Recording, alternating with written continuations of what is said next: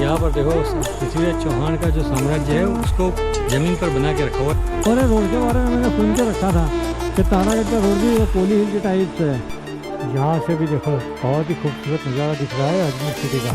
ये वही रास्ता है जिस रास्ते से भी ऊपर जाकर आए।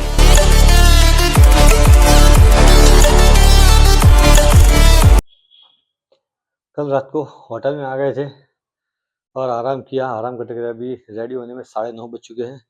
ये सब सामान तो ऐसे ही पड़ा है, लेकिन यहाँ पर देखो ये बढ़िया सी बालकनी दी हुई है कि आप बाहर निकल के बाहर का व्यू देख सकते हो।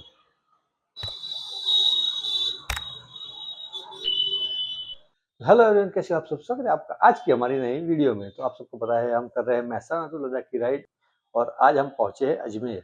अजमेर से हमें घर जाना है। सबसे पहले जाएंगे हम दरगाह पे, सलाम दुआ करेंगे। उसके बाद आज नाइट स्टे यहीं करना है और सुबह में निकलेंगे यहाँ से घर जाने के लिए। तो सामान सब बिखरा पड़ा हुआ है, तो इसको रात को ही सही करेंगे क्योंकि अभी बाज़ार में जाएंगे, कुछ शॉपिंग करेंगे तो सब रखना हो तो सही से रख सके।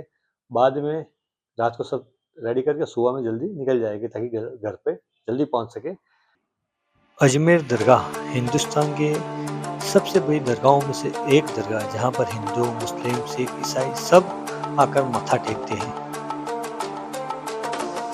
यहाँ पर 2 बड़ी डेग रखी हुई है, जिसमें से ये बड़ी डेग बादशाह अकबर ने दी हुई है, कि छोटी डेग बादशाह जहांगीर ने दी हुई है।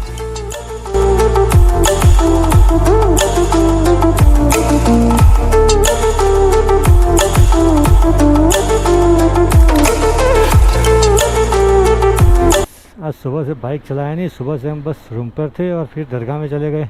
दरगाह में जाने के बाद हम बाहर ही 3-4 बजे निकले।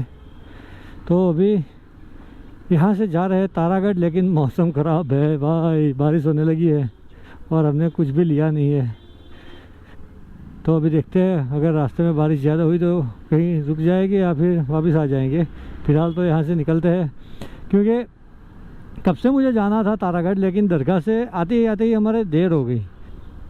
रूम पर जाकर थोड़ी देर रेस्ट करने के बाद आगे निकला हूँ मैं यहाँ से तारागढ़ जाने के लिए, और यहाँ से 11 किलोमीटर तारागढ़ दिखा रहा है। सुबह में सोचा था जल्दी तारागढ़ जाकर आ जाएगा होटल पर, लेकिन दरगाह से बाहर आने में ज़्यादा देर हो गई। और ये है मित्तल मॉल, यहाँ का बहुत बड़ा मॉल है ये, लेकिन हमारे पास शायद इतना वक्त नहीं रहेगा कि हम वहाँ जाए, क्योंकि आते वहाँ से आएंगे फिर ऊपर जाएंगे, खाना खाएंगे तो देर हो जाएगी। अगर रात को वक्त रहा तो आएंगे, नज़दीक में ये तो कोई ज़्यादा प्रॉब्लम है नहीं। लेकिन ये बारिश भाई, मुझे बारिश का बहुत ख़तरा लग रहा है। आज हमारे यहाँ तारागढ़ लास्ट विजिटेड प्लेस होगा। तारागढ़ जाने में मैंने राइडिंग गियर्स नहीं पहने, क्योंकि 10 किलोमीटर है। 10 किलोमीटर जाने के बाद राइडिंग गियर्स वहाँ रखने, फिर दरगाह में जाना, फिर बाहर आना, ये सब करना उससे बेटर है। मैंने अभी फ़िलहाल कोई राइडिंग गियर्स नहीं पहने, बस ऐसे ही निकल गए और वापस आएंगे, क्योंकि यार इतने के लिए राइडिंग गियर्स कहाँ पहनूँ मैं। 10-15 मिनट के बाद वापस ही आना है।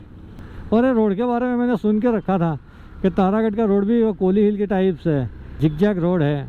तो देखने का भी मन था, इसलिए मैंने ये प्लानिंग किया था कि वहाँ पर जाएंगे और 2 काम हो जाएंगे, हम जाकर देख के भी आ जाएंगे रोड।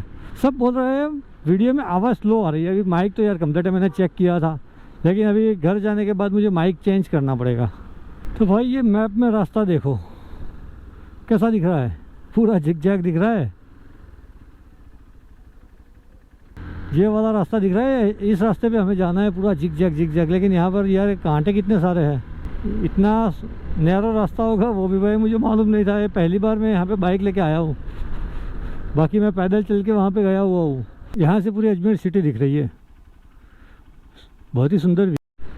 वहाँ पर नीचे एक पृथ्वीराज स्मारक भी है, तो रिटर्न में जाते वक्त हम वो देख के जाएंगे। वो निकल जाने के बाद मेरी नज़र पड़ी इसलिए, वरना रुक जाते।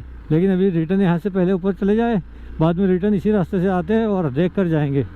ये मैप देखकर कोली हिल्स की याद आ गई कि कोली हिल्स का भी मैप ऐसा ही है, लेकिन कोली हिल्स का ज़्यादा है, ये 4-5 किलोमीटर का ही है।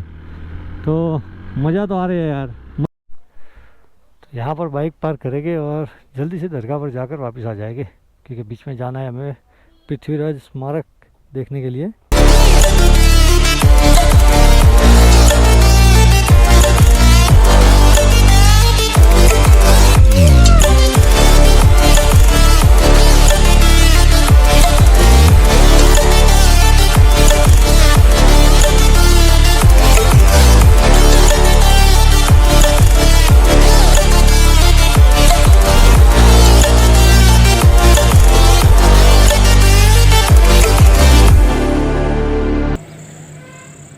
इतने सालों में मैं सेकंड टाइम यहाँ पर आया हूँ।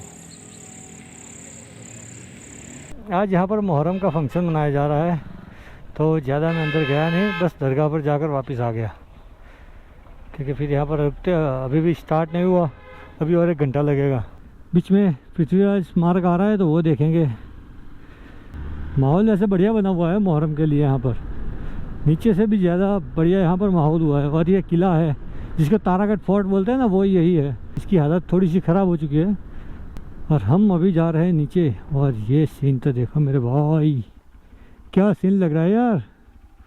पूरी अजमेर सिटी एक साइड में दिख रही है, बहुत ही बढ़िया लग रहा है। हमारे रास्ते में जो भी देखने की चीज़ आएगी वो हम देखेंगे यार, कुछ भी टालेंगे नहीं, क्योंकि घूमने निकले हैं। हमारी राइड ख़त्म होगी कल, तो कल के बाद कुछ नहीं करेंगे, लेकिन आज तक जो भी आएगा रास्ते में वो हम घूमेंगे। तो यहाँ से भी देखो बहुत ही खूबसूरत नज़ारा दिख रहा है अजमेर सिटी का। और वो सामने नीचे दिख रहा है वो पृथ्वीराज स्मारक। तो यहाँ पर लिखा है सम्राट पृथ्वीराज चौहान स्मारक, 10 रुपये टिकट है। कोई बात नहीं, टिकट लेकर अंदर जाएंगे हम। तो यहाँ पर देखो राजा अजयपाल के बारे में लिखा हुआ है, अनासागर अजय मेरू, यानी पहले अजमेर का नाम अजय मेरू था। तो ये यहाँ पर राजा पृथ्वीराज चौहान और अजमेर के इतिहास के बारे में लिखा हुआ है। छोटा सा गार्डन बना हुआ है पहाड़ी के ऊपर।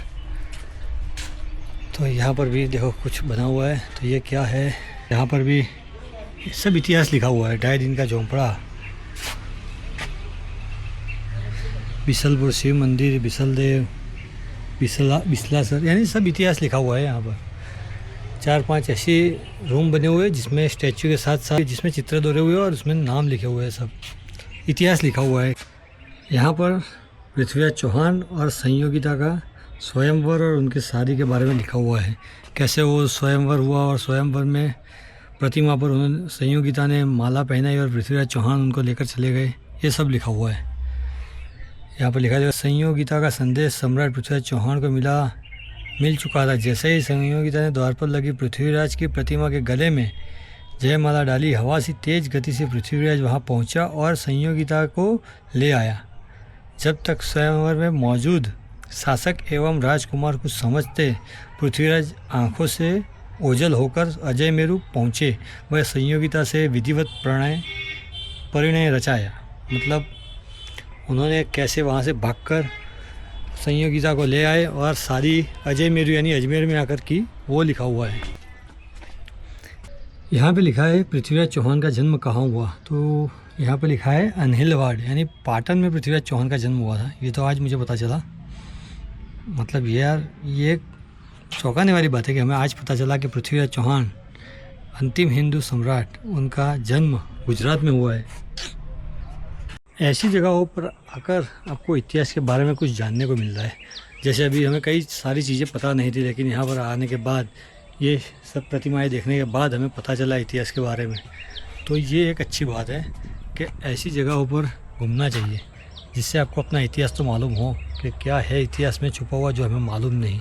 तो यहाँ पर एक छोटा सा गार्डन भी बना हुआ है, लेकिन कोई संभालने वाला लग नहीं रहा, तो थोड़ा सा अस्त व्यस्त हो चुका है। बाकी आगे भी एक गार्डन है और रास्ता बहुत बढ़िया है। यहाँ पर घूमने के लिए परफेक्ट प्लेटफॉर्म बना हुआ है। कैसे पृथ्वीराज चौहान शब्द बाण चलाते थे उसके बारे में लिखा है, और उन्होंने मोहम्मद गोरी को किस तरह से मारा वो लिखा हुआ है। चलो आपको दिखाता हूँ।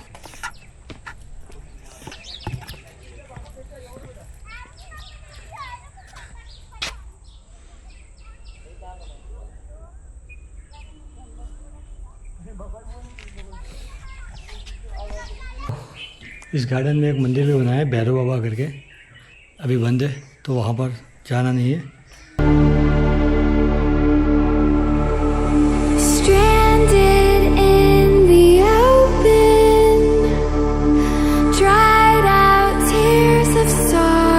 तो ये वही रास्ता है जिस रास्ते से अभी ऊपर जाकर आए, तारागढ़ फोर्ट वाला। तो देखो रास्ता कितना बढ़िया लग रहा है नीचे से। तो ऑलमोस्ट ये गार्डन हमने घूम लिया। अब यहाँ से जा रहे हैं बाहर।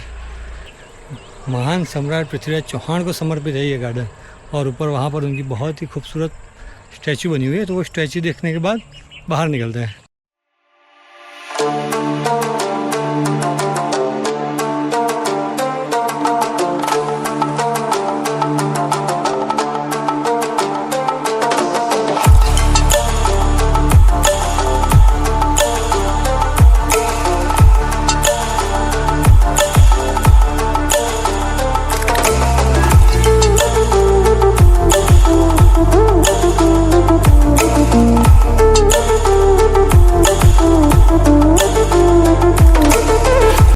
यहाँ पर देखो पृथ्वीराज चौहान का जो साम्राज्य है उसको ज़मीन पर बना के रखा हुआ है नक्शा उसका। सिंधु नदी जा रही है वहाँ पे, हस्तिनापुर, दिल्ली, रणथंभौर, चित्रकूट सब बना के रखा हुआ है। कितना बड़ा उनका साम्राज्य और कहाँ तक था वो सब बना के यहाँ पे रखा हुआ है। तो ये गार्डन या स्मारक में जाने के लिए 10 रुपये टिकट है, छोटे बच्चे की 5 रुपये और एडल्ट की 10 रुपये टिकट। तो ये टिकट देकर अंदर जाओ और घूमो। जगह अच्छी है। पृथ्वीराज चौहान के इतिहास के बारे में बताया हुआ है, कैसे उन्होंने कब किसने अजमेर शहर की स्थापना की, कैसे उनकी शादी हुई, कैसे उन्होंने मोहम्मद गौरी को मारा, वो सब लिखा हुआ है। जगह अच्छी है, एक बार घूमने आना चाहिए। ऐसे बहुत बड़ी नहीं है, छोटी सी है लेकिन अच्छी जगह है। और ऊपर से आपको व्यू भी बहुत बढ़िया दिख रहा है अजमेर शहर का। जी इसने तो एक्टिवा पर कितना सामान लेके निकल रहे हैं दोनों। राइड पे निकले क्या इतना सारा लेके। तो ये साइड में है अजमेर का रेलवे स्टेशन और ये अजमेर टावर। तो इस होटल में रुके हैं। रात को हम इसी होटल में आए थे लेकिन फिक्स नहीं था यहाँ रुकना, तो वीडियो नहीं बनाई। लेकिन ये होटल बहुत ही अच्छी है। इसकी पर्सनल प्राइवेट पार्किंग है, वो एक बेस्ट पार्ट है यार। कहीं पर भी जाओ तो आपको पार्किंग ढूंढनी पड़ती है, लेकिन यहाँ पर इसकी इस होटल की प्राइवेट पार्किंग है। ये देखो। तो हम बाइकर्स को क्या चाहिए, हमारे बाइक की सेफ्टी जो यहाँ पर मिल रही है पूरी तरह से, क्योंकि बाइक पार्क करने के लिए जगह मिल जाए उससे बड़ी चीज़ क्या है। ये होटल बुक करने का मेन कारण एक ये भी था कि बाइक के लिए पार्किंग तो मिल रही है ना। बाकी होटल तो बहुत सारी है लेकिन पार्किंग अलग से करनी होती है, लेकिन यहाँ पर दोनों चीज़ मिल रही है, बेस्ट होटल और पार्किंग। तारागढ़ जाकर होटल पर वापस आ चुके हम और यहाँ पर डेटा ट्रांसफ़र हो रहा है गोप्रो और इंस्टा से। बाकी अब दो काम बाकी है। पहला तो ये पैकिंग, जो सब शॉपिंग करके लाए वो पैक करना है।